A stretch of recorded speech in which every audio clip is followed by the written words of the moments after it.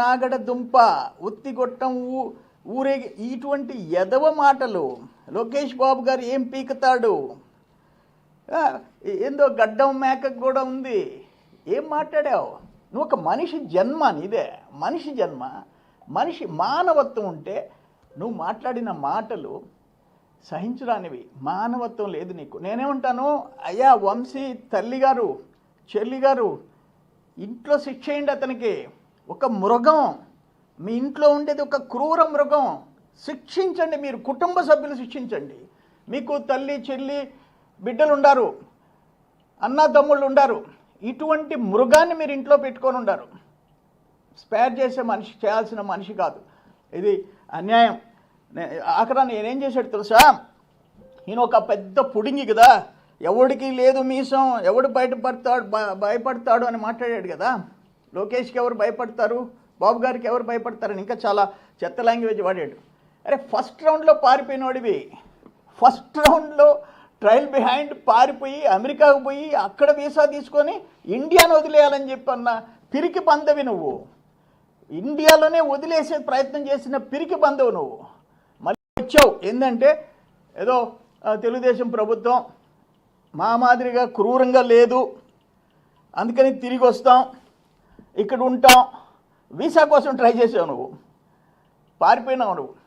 నువ్వు ఒక మనిషివే? నీకు ఫ్యాట్ ఎక్కువైంది, కొవ్వు ఎక్కువైంది, కొవ్వు. ఇప్పుడు ఆయన ఎట్లుందంటే టాప్ టు బాటం అట్టే ఉంది. ఆయన చంద్రబాబు చీటర్ కాదా? ఈరోజు సాక్షి పత్రికలో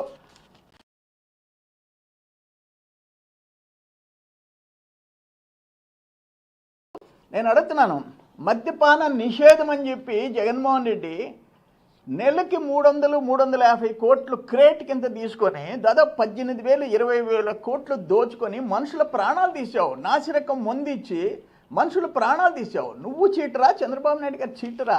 నువ్వు సిపిఎస్ రద్దు చేస్తానన్నావు, జాబ్ క్యాలెండర్ ప్రతి ఏటా రిలీజ్ చేస్తానన్నావు, డిఎస్సి నోటిఫికేషన్ ప్రతి ఏటా ఇస్తానన్నావు, పోలవరం పూర్తి చేస్తానన్నావు, ప్రత్యేక హోదా తెస్తానన్నావు, 3 రాజధానులు నిర్మాణం చేస్తానన్నావు.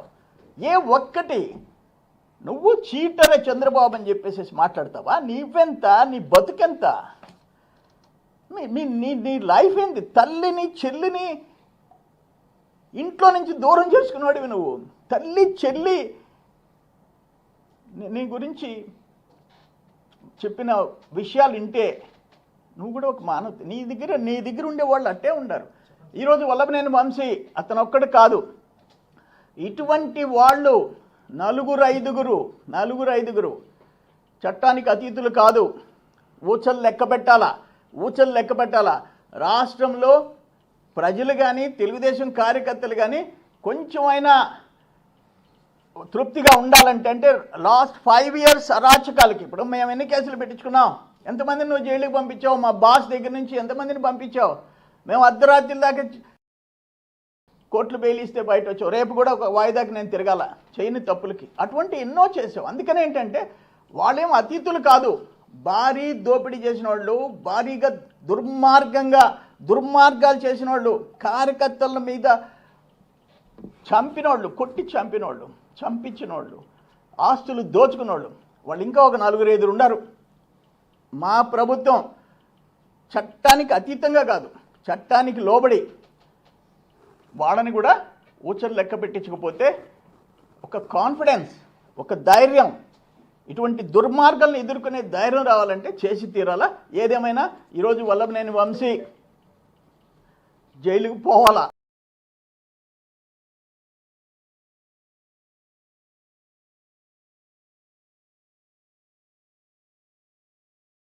ప్రజలు కోరుకుంటున్నారు. మంచి శాస్తి అయింది. ఎట్లా పాపం ఇండియా నుంచి పారిపోవాలనుకున్నాడు, ఈరోజు జైల్లో కూర్చోవాల్సిన పరిస్థితి వచ్చింది. అనుభవిస్తావు వంశీ, అనుభవిస్తావు. నువ్వు మనిషివి కాదు, నువ్వు మృగానివి. సార్ ఈ వంశీ అరెస్టుపై వైసీపీ నేతలు బొత్స, భూమన కరుణాకర్ రెడ్డి వీళ్ళు మీడియాతో మాట్లాడుతూ కక్షపూరితంగా ఎన్డీఏ కూటమి ప్రభుత్వం అసలు మీరేమంటున్నారంటే బొత్సాలు, భూమన కరుణాకర్ రెడ్డి మీకు మీరు ఆ బ్లడ్ టెస్ట్ చేయించుకోండి. మీకు మనిషికి ఉండాల్సిన బ్లడ్ ఉందా మీ బాడీలో? ఏం మాట్లాడుతున్నారు?